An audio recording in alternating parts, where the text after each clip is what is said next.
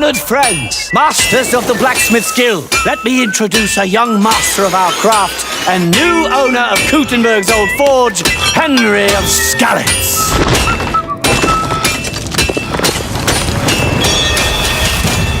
Ready? We can begin. Warhorse just released the trailer for their next DLC for Kingdom Come Deliverance 2, Legacy of the Forge. And let me tell you folks, it wasn't what I was expecting. I thought we'd be chasing down fragments of some legendary sword, maybe running around Kuttenberg hunting rare ores or divine relics to reforge a blade worthy of kings. But no, dear viewers, it turns out we're not chasing glory, we're building it. This DLC puts us in charge of a forge. Not just any forge, but the one Henry inherits from his adoptive father Martin. That's right.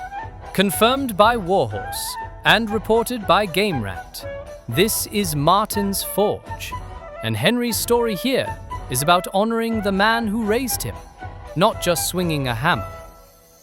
I believe this is Warhorse's way of giving us a meaningful use for our groschen, and more importantly, I've made a lot of money. I'll buy a house here in the city. I've had enough of war, and if Kuttenberg isn't big enough for me, I'll go to Prague. You want to become a burgher, and you want to live in a big city.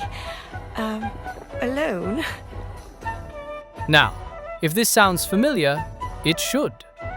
This DLC echoes From the Ashes from KCD1, where you rebuilt a burned-out village and served as its bailiff. But Legacy of the Forge seems to go deeper.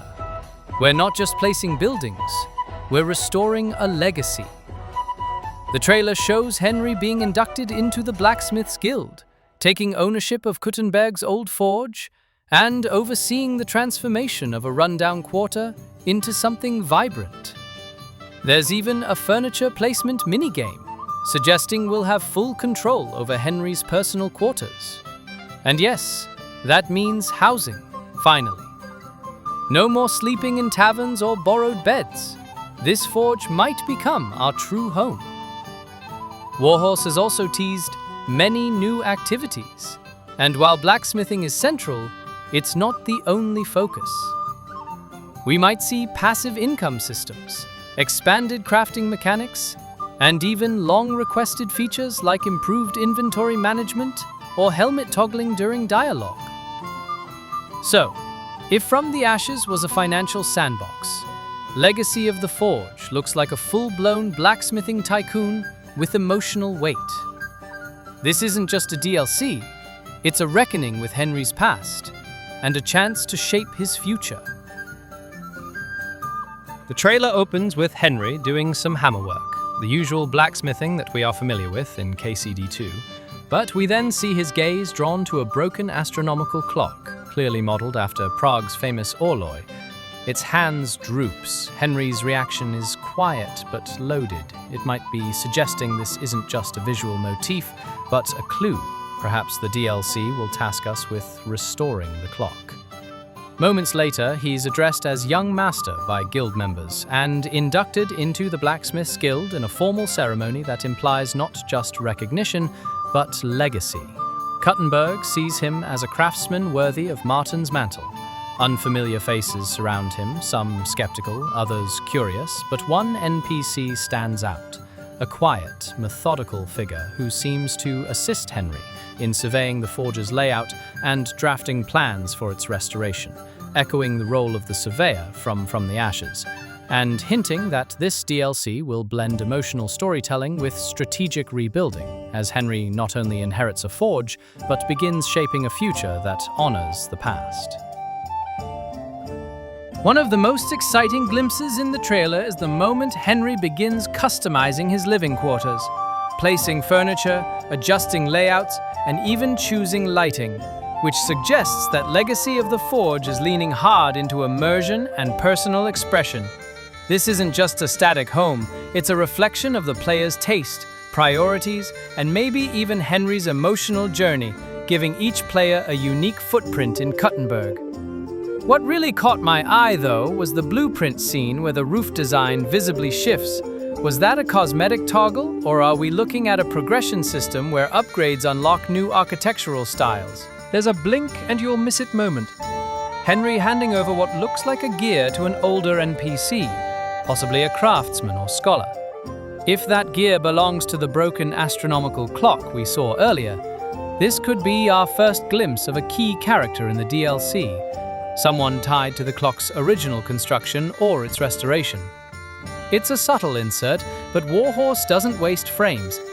This figure might be central to the deeper mystery behind the forge, the clock, and the legacy Henry's trying to rebuild. Whether he's a master horologist, a guild historian, or just a recluse with unfinished work, I wouldn't be surprised if this NPC becomes the emotional and mechanical heart of the DLC, guiding us through celestial lore and gear work as we restore not just buildings, but time itself. Game Rant calls Legacy of the Forge one of the most anticipated DLCs of the year. And honestly, they're not wrong. This isn't just a side quest or a cosmetic pack. It's a full expansion that promises emotional depth, gameplay systems, and a chance to finally give Henry a place to call home. This also confirms what many of us have been hoping, that the DLC isn't just about blacksmithing, but about rebuilding something bigger. A forge, yes, but also a life. A home. And with the September 9 release date locked in, we're finally seeing those dreams take shape. This paragraph confirms what we saw in the trailer. The forge isn't isolated. It's part of a larger district, possibly the blacksmith's guild quarter. And Henry's role might go beyond crafting. He could be leading the restoration of an entire community. That's a big shift from wandering swordsman to civic builder. This is where the emotional storytelling kicks in. We're not just restoring buildings. We're uncovering Martin's legacy, his past, his choices, maybe even his regrets. And through that, Henry's own identity gets reshaped. It's a quiet kind of storytelling, but powerful. And here's the twist. Warhorse's communications director says blacksmithing isn't the main focus of the DLC. That's huge. It means we're getting more than just crafting. Possibly new economic systems, side quests, or lore-driven activities that expand the world in unexpected ways. And with that little piece of tactical enlightenment, this video is over. Have a great day.